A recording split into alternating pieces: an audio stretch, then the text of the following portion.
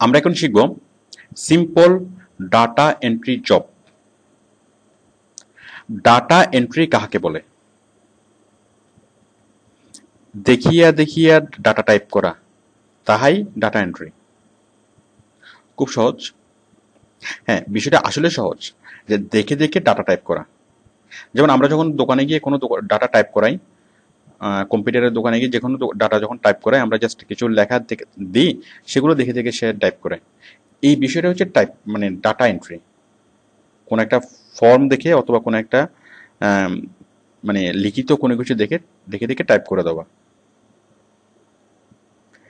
আচ্ছা, এখন আমরা এখানে ওডেক্সে কি ধরনের ডাটা এন্ট্রির কাজগুলো করব? ওডেক্সের আমরা ডাটা এন্ট্রি ক্যাটাগরিতে অনেকগুলো কাজ পাবো। দেখুন, এই যে ওডেক্সের এই যে ডাটা এন্ট্রি ক্যাটাগরি, এই মুহূর্তে প্রায় 2942টা ডাটা এন্ট্রি কাজ আছে। তো এই ডাটা এন্ট্রি কাজগুলোর মধ্যে অনেক রকমের কাজ থাকে। তো তার মধ্যে এক রকমের কাজ হচ্ছে খুব সহজ ডাটা এন্ট্রি। তো বিষয়টা হচ্ছে যে ওরা আমাদেরকে মানে বিভিন্ন মানে বিভিন্ন কপিগুলো আমাদেরকে স্ক্যান করে দেয়। আমরা সেগুলো দেখে দেখে অফিসিয়াল বিভিন্ন ডকুমেন্টস আমাদেরকে স্ক্যান করে পাঠায়, আমরা সেগুলো দেখে দেখে আমরা ডাটা টাইপ করব। এটাই হচ্ছে ডাটা এন্ট্রি।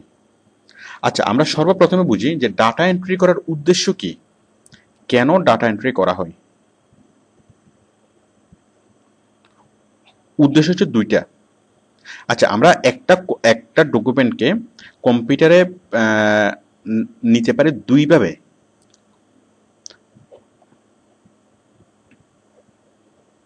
একটা হচ্ছে স্ক্যান করে, আরেকটা হচ্ছে ডাটা টাইপ করে, ডাটা এন্ট্রি করে। আমরা একটা কপিকে যে কোনো একটা ফাইলকে আমরা কম্পিউটারে নিতে পারি দুইভাবে। কম্পিউটারে আমরা কেন নেব? কম্পিউটারে স্থায়ীভাবে সংরক্ষণের জন্য এবং কম্পিউটারকে দিয়ে কাজ করানোর জন্য। আমি উদ্দেশ্য যদি বলি, তাহলে স্থায়ী সংরক্ষণ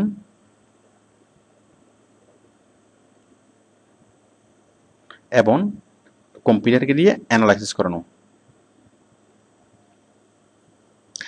আমরা কোন একটা কিছু ডাটা এন্ট্রি করি দুইটা উদ্দেশ্যে। একটা হচ্ছে কম্পিউটারকে দিয়ে কম্পিউটার স্থায়ীভাবে সংরক্ষণ করার জন্য, আর একটা হচ্ছে সেই তথ্য এবং উপত্যগুলোকে অ্যানালাইসিস করার জন্য।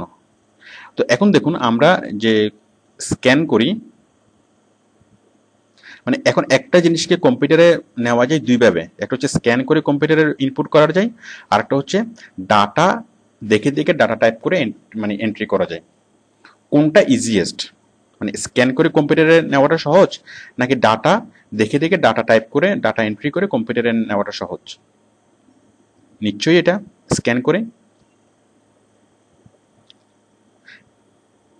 এখন দেখুন, এই যে বিভিন্ন অফিসের যে ফর্মগুলা, সাপোজ এই যে ব্যাংক, আমরা যখন ব্যাংকে অ্যাকাউন্ট করতে যাই, আমাদেরকে একটা ফর্ম ফিল আপ করতে বলে। এরপর ফর্মটা তারা কম্পিউটারে সেভ করে রাখে। আমরা যখন মোবাইলের সিম কিনি, তখন আমরা একটা ফর্ম ফিল আপ করি এবং সেই ফর্মগুলো তারা দেখে দেখে কি করে আবার টাইপ করে। এখন এখন মোবাইল কোম্পানি অথবা ব্যাংক, তাহলে আমাদের ইনফরমেশনগুলো সেভ করে রাখার জন্য কোনটা ইজিয়েস্ট? তারা কি স্ক্যান করে সরাসরি রাখলে সহজ হবে, নাকি ডাটা দেখে দেখে ডাটা টাইপ করলে সহজ হবে? হ্যাঁ, অবভিয়াসলি স্ক্যান করে রাখলে সহজ হবে, কম ঝামেলায় তারা কম্পিউটারে সেভ করে রাখতে পারবে। বাট কম্পিউটারে যখন তারা স্ক্যান করে সেভ করে রাখবে, তাহলে সংরক্ষণ কাজটা হচ্ছে তারা স্থায়ীভাবে সংরক্ষণ করতে পারছে, বাট সেটা দিয়ে অ্যানালাইসিস করা যাবে না। ফার্স্ট রিকোয়ারমেন্ট ফুলফিল হচ্ছে, বাট সেকেন্ড রিকোয়ারমেন্ট ফুলফিল হচ্ছে না। আমরা একটু বিষয়টা দেখি যে কেন হচ্ছে না। দেখুন, এটা হচ্ছে একটা স্ক্যান কপি, আর এটা হচ্ছে একটা এমএস ওয়ার্ড ফাইল। তো আমরা এমএস ওয়ার্ড ফাইলকে আমরা ইচ্ছে মতো আমরা চেঞ্জ করতে পারি, আমরা কাট কপি পেস্ট আমরা সবকিছু করতে পারি, ছোট বড় যেটা ইচ্ছে আমরা সেটা করতে পারি। কোন একটা ডাটাকে আপনি যদি টাইপ করে ঢুকান কোনো একটা অফিস ফাইলে, suppose MS Word, MS Excel, PowerPoint, আপনি যে কোনো ফরম্যাটে টাইপ করে যদি সেইটাকে কম্পিউটারে ইনপুট করেন, তাহলে আপনি সেটাকে চেঞ্জ করতে পারবেন, এডিট করতে পারবেন। বাট যদি আপনি সেটাকে পিডিএফ ফরম্যাটে ঢোকান। সাপোজ এটা হচ্ছে একটা পিডিএফ ফাইল, আপনারা দেখেই বুঝতে পারছেন পিডিএফ ফাইল। দেখুন এই পিডিএফ ফাইলকে কোনো কাট কপি করার অপশন আমি পাবো না, এখানে কাট কপি করার কোনো অপশন নেই, কাট কপি সেভ কোনো কিছুরই কোনো অপশন নেই, মানে আমি কোনোভাবে এটাকে চেঞ্জ করতে পারবো না। এখানে আমি ডিলিট করব, তারও কোনো অপশন নেই দেখুন। তাহলে এই যে পিডিএফ ফাইলকে আমরা কোনোভাবেই চেঞ্জ করতে পারবো না, বাট আমরা কোনটাকে চেঞ্জ করতে পারবো, আমরা এমএস ওয়ার্ড ফাইলকে আমরা চেঞ্জ করতে পারবো। তাহলে আমাদের যে অফিসিয়াল ফাইল, সাপোজ আমাদের ব্যাংকের যে ফাইল ফর্মগুলা, আমরা ব্যাংক অ্যাকাউন্ট করার সময় যে ফর্মগুলো ফিল আপ করি, তো সেই ফর্মগুলো যদি ব্যাংক কম্পিউটারে স্ক্যান করে কম্পিউটারে সেভ করে রাখতো, তাহলে সেগুলোকে কোনোভাবেই এডিট করা সম্ভব হতো না, যার ফলে এগুলা ইউজলেস হয়ে যেত।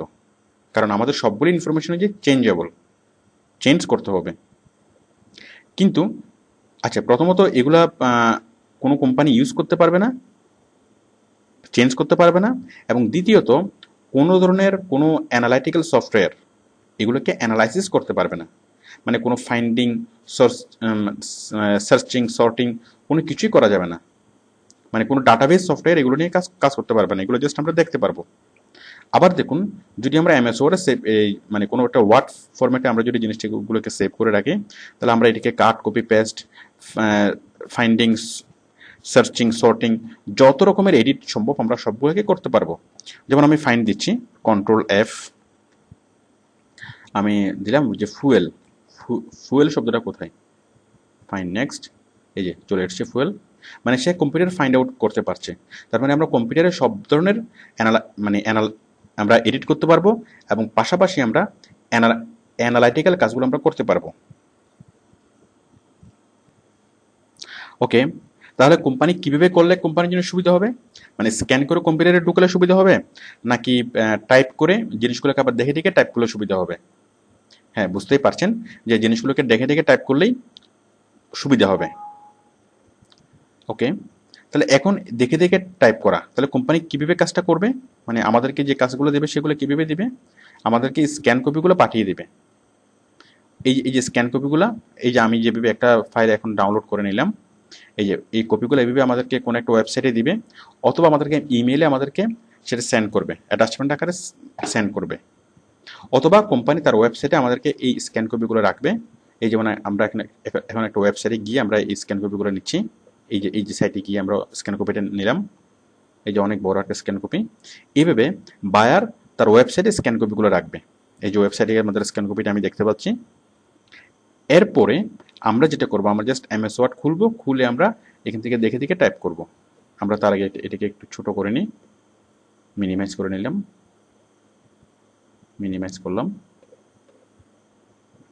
মানে আমরা দুইটা মনিটর এখানে আমরা বানিয়ে ফেলবো, করলাম। দেন আমরা এমএস ওয়ার্ড খুলবো,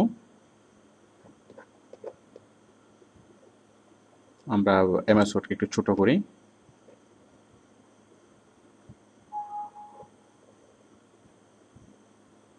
দেখুন এটা আমি নিচে আনলাম। বেশ, আমি এখন উপরে দেখবো, উপরের গুলো দেখে দেখে আমি নিচে টাইপ করব।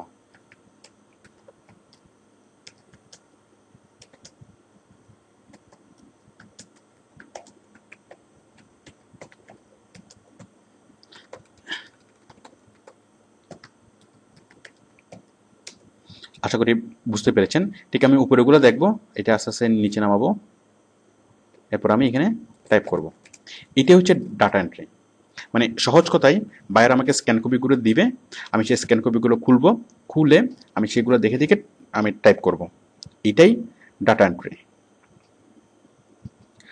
আমরা এখন শিখব সফটওয়্যার দিয়ে আমরা কিভাবে ডাটা এন্ট্রি করব। এখন ধরুন এই যে এই ফাইলটা, সাপোজ 300 পেজের একটা 3000 পেজের একটা ডকুমেন্ট, অথবা সাপোজ 10,000 পেজের একটা ডকুমেন্ট, 10,000 পৃষ্ঠা টাইপ করতে আপনার কতদিন লাগবে? কমপক্ষে 3 মাস লাগবে। এখন যদি আপনি চান এই 10,000 পেজ টাইপিং আপনি সফটওয়্যার দিয়ে মাত্র 10 মিনিটে করিয়ে ফেলতে পারেন।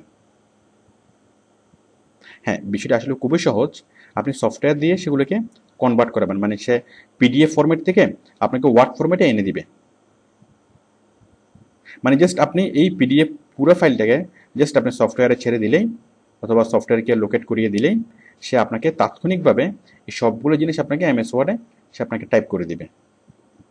এখন আমাদেরকে সফটওয়্যার পেতে হবে। তাহলে সফটওয়্যার পাওয়ার জন্য আমরা কোথায় যাব? আমরা আমাদের যত সফটওয়্যার লাগুক না কেন আমরা সফটওয়্যারগুলো গুগলে সার্চ করে আমরা নিয়ে নিতে পারবো। দেখুন আমি গুগলে সার্চ করে একটা সফটওয়্যার নিয়ে নিচ্ছি।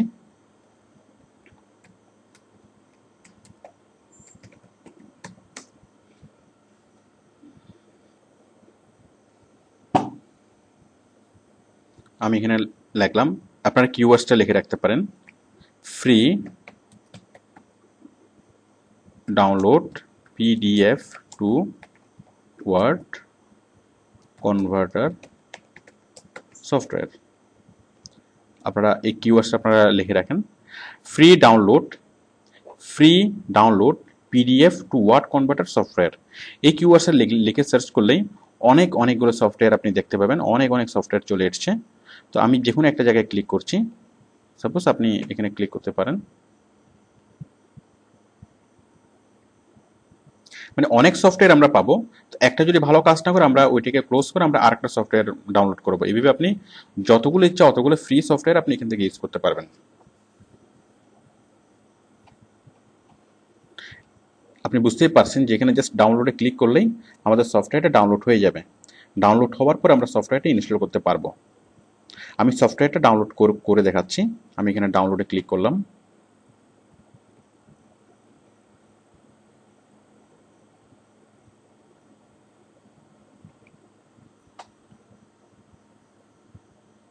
তারপর সেভ ফাইল,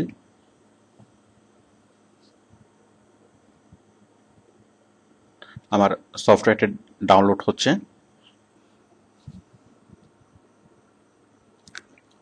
এরপর আমরা এইখানে ক্লিক করব, এটা ডাউনলোড হয়ে গেল।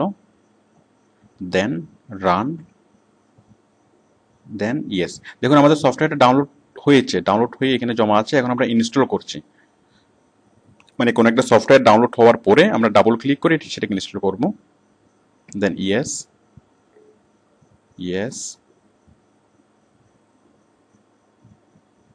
Next, finish. এই যে সে সফটওয়্যারটা ইনস্টল হয়ে গেল।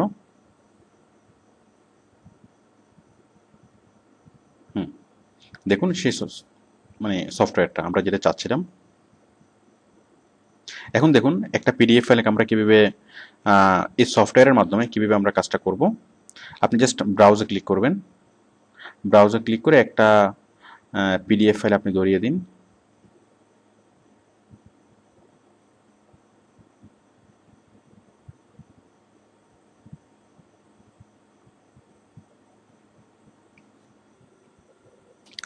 দেখুন আমাদের এই ডকুমেন্টসে থাকা এই পিডিএফ ফাইলটি আমরা এখন কনভার্ট করব। দেখুন অনেক বড় একটা পিডিএফ ফাইল,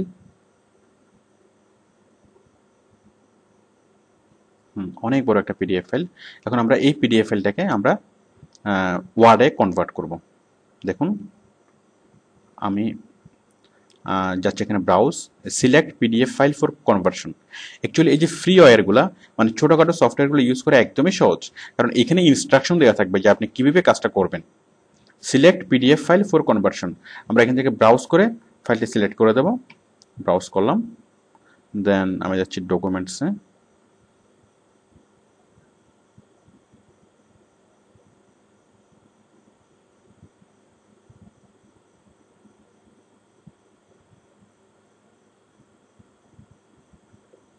এই যে এই ফাইলটা আমি জড়িয়ে দিলাম। ওকে, ফাইলটি আমি সিলেক্ট করে দিলাম। দেন দেখুন সিলেক্ট করে দেওয়ার সাথে সাথে এখানে চলে আসলো যে সেটা কোথায় আউটপুট হবে, মানে কোথায় সেটা দেখা যাবে। এখানে হচ্ছে C user public documents PDF, মানে সেম জায়গায় এই যে পিডিএফ নামে ডকুমেন্টসের আন্ডারে পিডিএফে থাকবে, মানে ডকুমেন্টসের পরে ডকুমেন্টসের পিডিএফ ফাইল হিসেবে থাকবে। আর এখানে দেখা যাচ্ছে কি ডকুমেন্টসেই থাকবে, বাট সেটা ডক ফাইল হিসেবে, মানে ডকুমেন্ট ফাইল হয়ে তার পাশেই জমা থাকবে। মানে আমাদের আসল ফাইলটা হচ্ছে আমাদের পিডিএফ ফাইলটা ডকুমেন্টসের মধ্যে আছে, আর ওইটা কনভার্ট হয়ে ডকুমেন্টস ফাইল তৈরি হবে, এবং সেই ডকুমেন্টস ফাইলটা কোথায় বসে থাকবে সেটা ডকুমেন্টসেই, মানে ওই ডকুমেন্টস ফোল্ডারে, এই পিডিএফ ফাইলটা যেখানে ছিল তার পাশে গিয়ে বসে থাকবে। এটা মানে অটো জেনারেট হবে, এটার জন্য আমাদের কোনো কিছু করতে হবে না। ওকে, দেন আপনি চাইলে এটা চেঞ্জ করে দিতে পারেন, আউটপুটের যে কোনো জায়গায় চেঞ্জ করে দিতে পারেন। আপনি চাচ্ছেন সিতে, অথবা যদি আপনি ইতে অথবা ডিতে রাখেন সেটা আপনি আপনার প্রয়োজন মতো চেঞ্জ করে দিতে পারবেন। এরপর হচ্ছে দেখুন কনভার্ট পেজেস, অল পেজেস করবেন নাকি কোন কোন পেজ নাম্বার করবেন। যাই হোক, বাকিগুলো আপনি দেখলে বুঝতে পারবেন। তারপর আপনি ফন্ট, কি ফন্ট আপনি দিবেন, এই ওকে, এগুলো আপনি বুঝতে পারবেন। দেন আপনি জাস্ট ক্লিক করবেন কোথায়, কনভার্ট টু ওয়ার্ড ডকুমেন্ট। আমি ক্লিক করলাম, দেখুন ক্লিক করার সাথে সাথে সেটা কনভার্ট হচ্ছে 8%, 10%। দেখুন অনেক বড় একটা ফাইল, সেটা খুব অল্প সময়ের মধ্যে সেটা কনভার্ট হয়ে যাচ্ছে।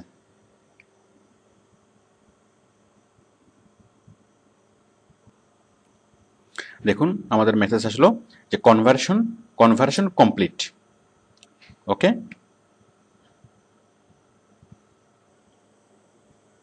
দেখুন আমাদের সেই ডকুমেন্টটা ওপেন হয়ে গেল। এখন দেখুন এখানে আমরা ইচ্ছে মতো, এই যে কার্সারটা চলে এসেছে, এখন আমরা ইচ্ছে মতো চেঞ্জ করতে পারবো, এডিট করতে পারবো। এই যে দেখুন, আপনি এরপর দেখলে বুঝতে পারবেন, এই যে মানে সেটা ডকুমেন্ট ফরম্যাটে চলে আসছে। দেখুন এমএস ওয়ার্ডের মধ্যেই সে ইয়াটা মানে চলে এসছে, পুরো পিডিএফ ফাইলটা কপি হয়ে এমএস ওয়ার্ডের মধ্যে চলে এসছে। তার মানে পিডিএফ থেকে এমএস ওয়ার্ডে কনভার্ট হয়ে গেল। দেখুন আমরা একটু ডাউনলোডে দেখি, মানে এটা কোথায় জমা হলো। দেখুন আমাদের এই আসল পিডিএফ ফাইলটা, এবং পিডিএফ ফাইলের পরে এই যে পিডিএফ 55 আমরা যেটাকে কনভার্ট করেছি, এবং এইটা কনভার্ট হওয়ার পরে ঠিক তার পাশেই গিয়ে একটা এমএস ওয়ার্ড ফাইল হিসেবে বসেছে। মানে এটা হচ্ছে আমাদের পিডিএফ ফাইল, এবং এটা কনভার্ট হওয়ার পরে এটা হয়েছে। মানে আমাদের আগের যে ফাইলটা, পিডিএফ ফাইলটাও আমাদের মানে অটুট থাকবে, এটাও মানে কোনো চেঞ্জ হবে না। প্লাস তার পাশাপাশি আরেকটা ফাইল তৈরি হবে, এমএস ওয়ার্ডের আরেকটা ফাইল তৈরি হয়ে এখানে বসে যাবে। তো আশা করি এই যে সফটওয়্যারের মাধ্যমে ফাইল কনভার্টের বিষয়টি বুঝতে পেরেছেন। তো একইভাবে আপনি যে কোনো সফটওয়্যার দিয়ে আপনি কাজ করাতে পারবেন। সবগুলো সফটওয়্যার দিয়ে কাজ করানোর মূলনীতি একই, মানে সেম প্রসেস, সেম প্রসিডিউর। এই যে দেখুন আমরা যে সফটওয়্যারটা ডাউনলোড করলাম সেটার আইকন, এই যে আইকনটা, free PDF to Word converter, just এখানে আপনি ডাবল ক্লিক করলে সফটওয়্যারটা খুলবে। তো আপনি আশা করি বুঝতে পেরেছেন। তো আমি একটা সফটওয়্যার ডাউনলোড করে দেখালাম। আপনারা যে কোনো সফটওয়্যার ডাউনলোড করাতে পারবেন, যে কোনো সফটওয়্যার দিয়ে আপনারা কাজ করাতে পারবেন। সাপোজ এখানে যদি আপনি গুগলে সার্চ করেন, আপনি অনেকগুলো সফটওয়্যার পাবেন, যে কোনো সফটওয়্যার দিয়ে আপনি এই কাজটি করাতে পারবেন।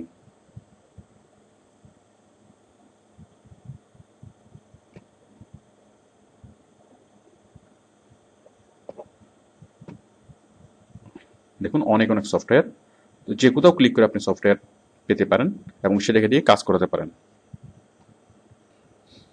আমরা দেখলাম সফটওয়্যার দিয়ে আমরা খুব সহজে আমরা অনেক বড় একটা পিডিএফ ফাইলকে অথবা স্ক্যান করা ফাইলকে আমরা এমএস ওয়ার্ডে কনভার্ট করে ফেলতে পারি। আচ্ছা, তাহলে বায়ার কেন করে না? বায়ার কেন আমাদেরকে কাজ দেয়? সে তো নিজে কাজটা সফটওয়্যার দিয়ে করিয়ে ফেলতে পারতো, তাহলে সে নিজে না করে কেন সে টাকা খরচ করে? এতে মেবি দুইটা কারণ হতে পারে।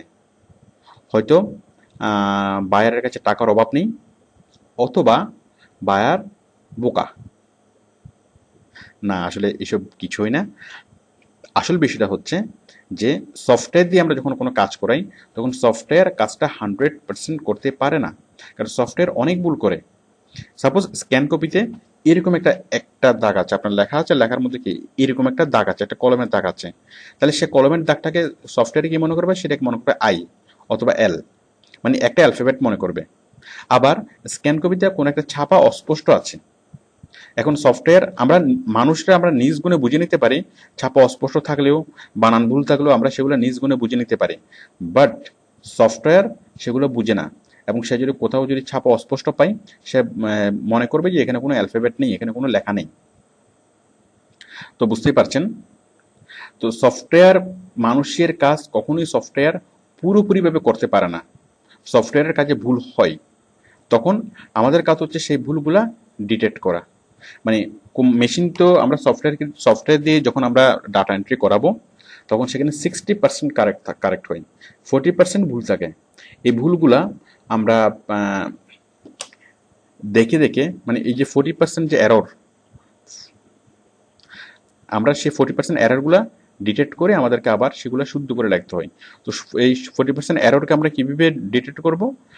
আমরা সে আসল কপির সাথে লাইন বাই লাইন আমরা মিলাবো, আমাদের যে কনভার্ট করা ফাইলটাকে লাইন বাই লাইন মিলাবো, এবং যেখানে যেখানে প্রবলেম, যেখানে যেখানে মিলবে না, আমরা সেখানে আমরা মানে সেগুলোকে কারেকশন করবো, ম্যানুয়ালি কারেকশন করব। তো এতে করে আপনার সময় কম লাগবে। মানে আচ্ছা, কারেকশনের জন্য আপনার হয়তো আরো 10-15 দিন লাগবে। সাপোজ একটা 3 মাসের একটা কাজ, 10,000 পেজ। তো 10,000 পেজ আপনি মাত্র 10 মিনিটে কনভার্ট করে ফেলতে পারবেন। বাট আরো 15-16 দিন লাগবে আপনারা এটাকে এডিট করার জন্য। তাহলে বুঝতেই পারছেন, যেই কাজ করে মানে টোটাল আপনার সফটওয়্যার দিয়ে যদি আপনি কাজ করেন আপনার লাগছে 15 থেকে 16 দিন। বাট যদি আপনি ম্যানুয়ালি কাজটা করেন আপনার লাগছে 3 মাস। তো সফটওয়্যার দিয়ে কাজ করার সুবিধা হচ্ছে যে আমরা কম সময়ে কাজটা করতে পারছি।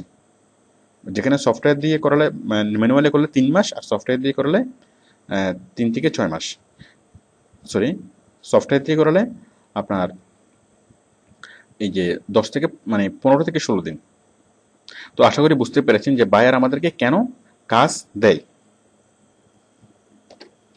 ডাটা এন্ট্রি কাজের মার্কেট।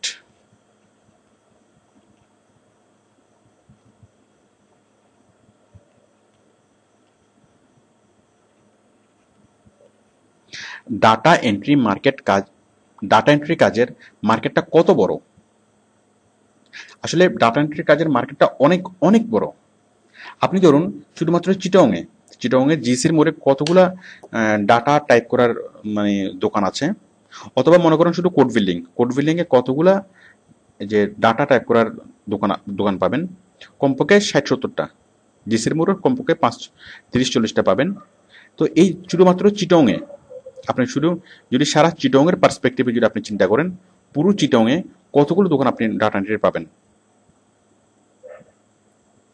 এখন দেখুন এই যে মানে পুরো চিটাগংয়ে কি পরিমাণ কাজ হয়, আবার সারা দেশের পার্সপেক্টিভে চিন্তা করেন, সারা দেশে কি পরিমাণ কাজ হয়, এবার সারা বিশ্বে কি পরিমাণ কাজ হয়। তো অ্যাকচুয়ালি ডাটা এন্ট্রি কাজের মার্কেটটা অনেক অনেক বড়। দেখুন আমাদের মতো ছোট্ট একটা দেশে কি পরিমাণ ডাটার কাজ হয়। আমাদের যখন এই যে আদমশুমারি হয়েছিল, 16 কোটি মানুষের জন্য 16 কোটি ফর্ম তৈরি হয়েছিল, যে মানে স্বেচ্ছাসেবকরা এসে ঘরে ঘরে ফর্মগুলো ফিল আপ করে নিয়েছিল। পরে এগুলোকে মানে যে ক্যালকুলেশন হয়েছে এটা কিন্তু কম্পিউটারে হয়েছে। মানে এই 16 কোটি ফর্ম দেখে দেখে আবার কম্পিউটারে টাইপ করতে হয়েছে। তাহলে অনেক বড় একটা ডাটা এন্ট্রির কাজ। আমাদের যখন ন্যাশনাল আইডি কার্ড তৈরি হয়েছিল তখনও এই বিভিন্ন ডাটাগুলো নিয়ে মানে ডাটাগুলো টাইপ করতে হয়েছিল। 16 কোটি মানুষের জন্য 16 কোটি ডাটা টাইপ করতে হয়েছিল। তাহলে বিষয়টা বুঝতেই পারছেন যে ডাটা এন্ট্রি কাজের মার্কেটটা কত বড়। তো আমাদের মতো ছোট্ট একটা দেশে যদি এত পরিমাণ ডাটা টাইপের কাজ থাকে, তাহলে বিদেশে, দেশের বাইরে যেখানে ব্যবসা বাণিজ্য বেশি, সেখানে কি পরিমাণ কাজ আছে। অনেক সময় অনেক মানে কোম্পানিগুলোর কাগজে অনেকগুলো ফর্ম তৈরি হয়। সাপোজ কোম্পানিগুলো যখন আপনার কোনো একটা জরিপ করে তখন কাগজে অনেকগুলো ফর্ম তৈরি হয়। সে ফর্মগুলো তারা কি করে, সে কাগজের যে ফর্মগুলা তারা কম্পিউটারে ইনপুট করার জন্য তারা আমাদেরকে স্ক্যান করে দেয়, আমরা সেগুলোকে টাইপ করে দিই।